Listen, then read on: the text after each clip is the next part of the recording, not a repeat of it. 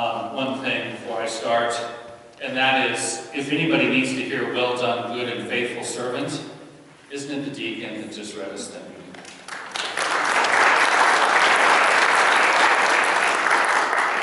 You can blame Karen and Steve for the beautiful Colorado tart and many of the traditions that they have taught me over the years that help me celebrate who we are in family. Here it comes again. Can you hear the mumbling and the murmuring start to rise as we get close to the end of the year? Can you feel the energy, the excitement start to build? Every young man in this room knows exactly what I mean. Many young women know exactly what I mean. If you're older than I am, you have no idea what I mean, and that's okay. We're going to make it culturally relevant right now. The words are already out. You can hear them on the internet. What do you see, Ray? I see light and darkness all over again in the latest Star Wars movie. It's the same story over and over and over again, and we're going to pay a ridiculous amount of money with spaceships and lightsabers and the Jedi Tree of Life. It's prominently featured in second 38 of the latest trailer. Anyway, I'm sorry. You're going to hear a story with which you are so familiar. I would call it the great story. There are many stories, but there's only really one story. Of course it's about light and darkness. You read about that in Beowulf when you were in school. If you had no friends like I did, you read Tolkien, The Lord of the Rings, all about light and how it's scattered and splintered throughout the world. All that is gold does not glitter, Tolkien wrote. Not all those who wander are lost. Emily talked about her tattoo. All I can say in front of you two, if I ever get a tattoo, that will be an Elvish somewhere on my body. Light and darkness. Every great creation story includes an explanation. Do you know in Genesis, and by the way, this predates modern cosmology by over 4,000 years. The first created thing, the first thing that God speaks into the world is light. Let there be light. And there was light. And God consecrated, He hallowed the light. He called it good, and God separated the light from the darkness. Before day and night, before sun and moon, there was light. And darkness, sun and moon, come later. If you happen to have seen, I don't know, Thor Ragnarok recently, and you're into Scandinavian creation, they explain, like Greek mythology, light and darkness. Every great creation story in the world tells us about this. Our bodies are designed to travel through a 24-hour period of light and darkness, and if we mess that up, our bodies go into a state of profound tension and anxiety. Can you imagine what it would have been like for everybody that suffered through Beowulf and never understood it? Let me break it down for you. Can you imagine what it was like in Northern Europe at this time of year when the sun went down? There's no electronic light. You have fire, maybe candles, that's it. When the fire goes out, you freeze. Can you imagine that light very quickly came to be understood as safe, warm, literally, a sense of protection. Light was good.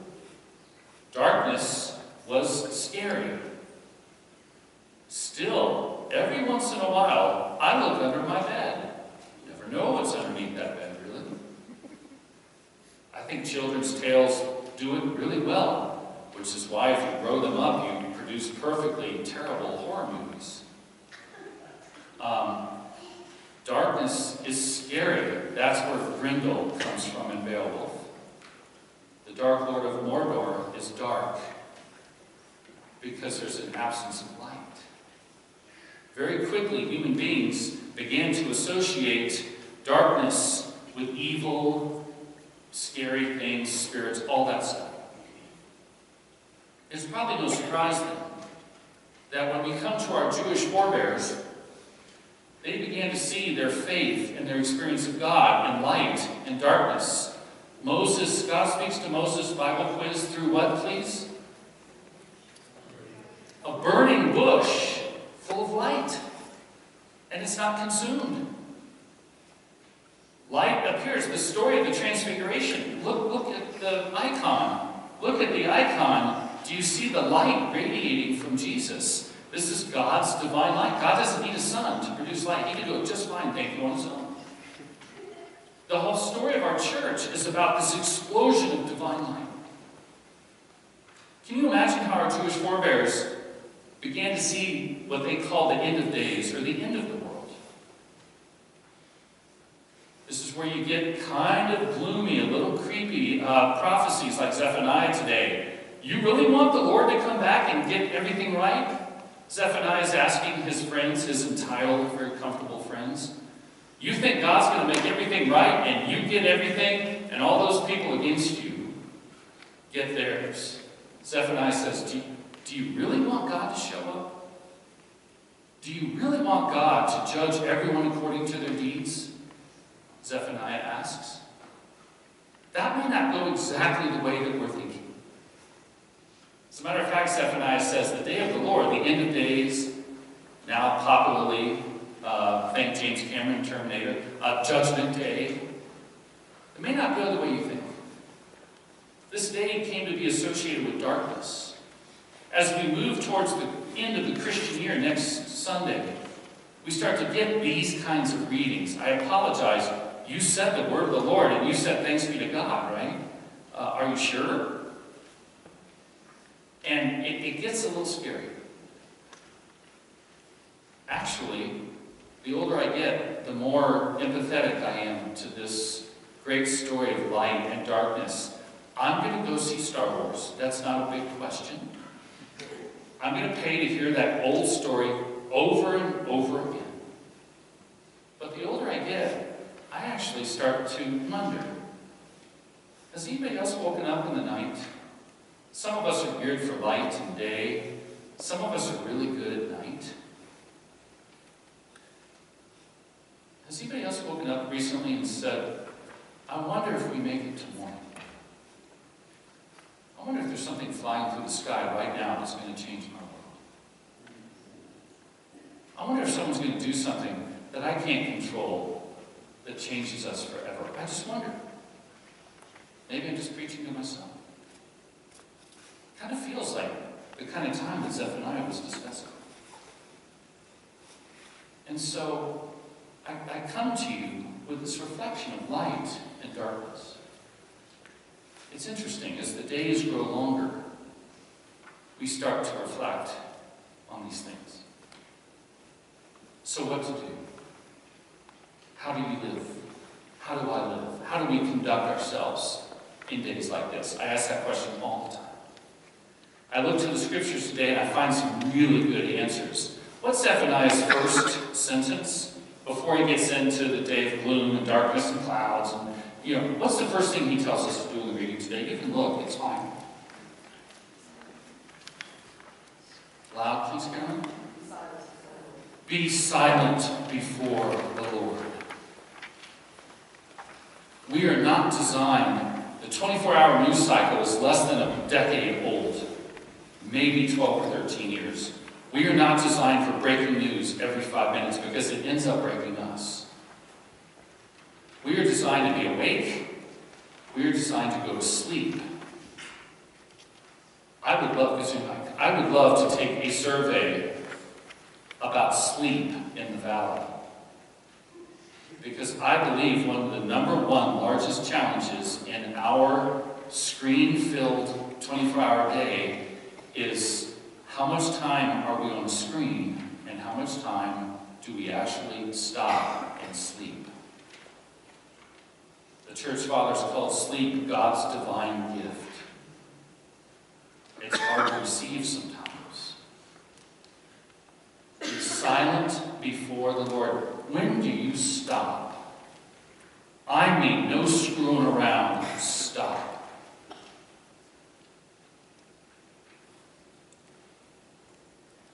I am the worst silent prayer you have ever met. In a centering prayer time, my knees start shaking at second 20. I start to convulse before 8 minutes have gone by. At minute 12, I combust spontaneously, and there's biological matter on the walls. I'm the worst silent prayer you have ever met, because what do clergy do? We talk a lot. And Zephaniah says, even I have to be silent before the Lord. Isn't it a good time before the holidays to stop and hear his voice? To maybe take a few minutes every day, turn it all off, and just be silent. What happens when we do that? Can God speak to us? Does our perception change? I don't have any time until I start praying, and then the clock goes backwards, and 5 minutes turns into a year. It's not a bad time of year to be silent before the Lord. Paul says, this is much more difficult in Vail. Everybody get ready. Ready? Paul says, not only be silent, Zephaniah, Apostle Paul, be careful, this is tricky. Be sober. Let me say that again. I know it's very difficult. Be sober and awake. Episcopal said does not mean you can never have a drink. What it does mean is Paul was writing to people who were so overwhelmed in their circumstance, they were turning themselves off. They were going numb. Paul didn't have the word numb. He needed it. How many people at this time of year that I meet who are completely numb? I hate to disagree here. I don't know if we have an opioid crisis. We have a crisis of spiritual emotional numbness. We just have to distract ourselves so much.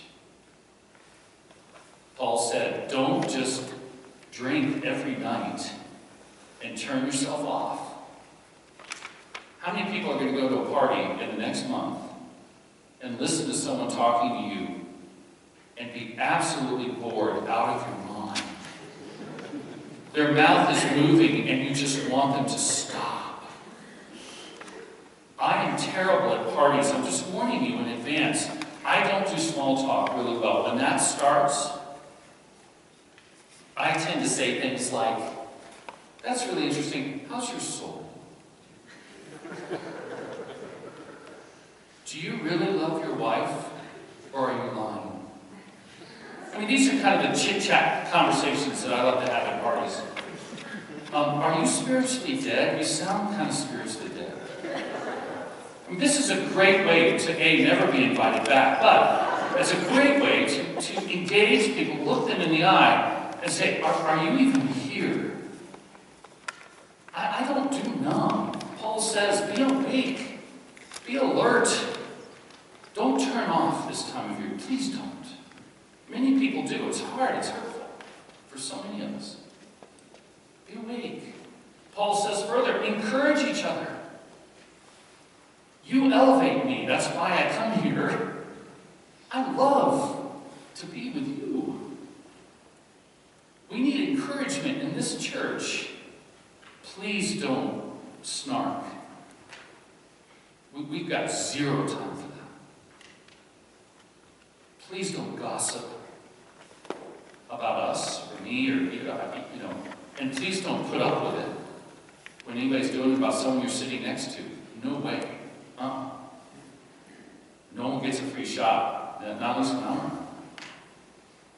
This is about encouragement and support and comfort. We need to be checking in with each other. We need to be greeting each other warmly. We need to be encouraging each other. Paul says that's how you get through times that are dark. That's the language that Christians are to use. That's the language I love to use with you, and you use it with me. And I love you for it. Jesus says, in times like this, take your, I always hear 1/2 talent. That's if he went down one, I get the 1/2 talent. Take whatever you have and deploy it on the field. Jesus said, do not dig a hole and put everything that you are into the hole and hope that that works. This is not about money. The parable is about us and souls. Jesus said, take the 5 immediately in the parable. Immediately go trade with what you got. Can you imagine that guy with 5? He's like, oh, I can't believe it. I have 5. It's like Vegas, if Vegas actually worked. You know, I have 5 and here's 5 more. I go, well, I have, you know. Jesus says, that's when the master says, well done, good and faithful servant. You put yourself out. Don't dig a hole and put ourselves into the ground. That's not the way to navigate days like these.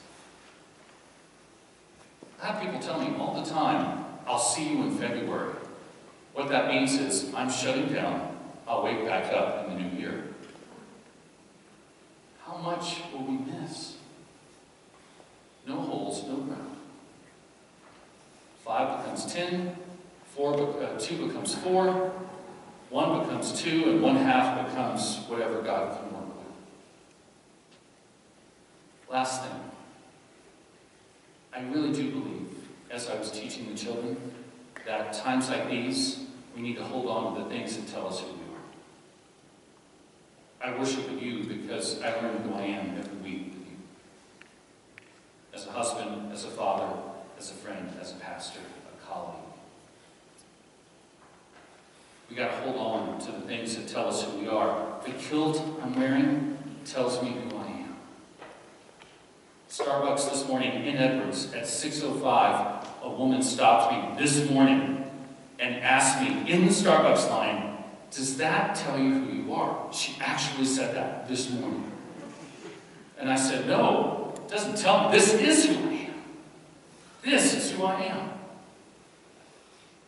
I hold on to things. We're going to sing a Thanksgiving song at the end of the service that I've been singing, some of you have been singing since we were children. Why? It tells us who we are. This is a great time to hold on to the things that tell us who we are. Do you know that after Culloden, the colossal, terrible battle, the last armed conflict on British soil, the English outlawed any expression of Scottish identity on pain of death. It was genocide. My family almost ceased to exist. You weren't allowed to wear this. So what you do, you went to church, you took a little cloth that your family, you put it in your pocket, and the priest would pronounce a blessing, and you would hold the cloth in your pocket. Why? To remind you who you were. That's why we put things that we love of value on the altar in just a moment. And we ask God to bless them, because it reminds us of who we are. This is a great time of year to be reminded that you are beloved of God. You are children of light and of the day. We know the old story about light and darkness, and we know how it ends. You're looking at him right now. Please don't forget who you are. Especially now. Especially here.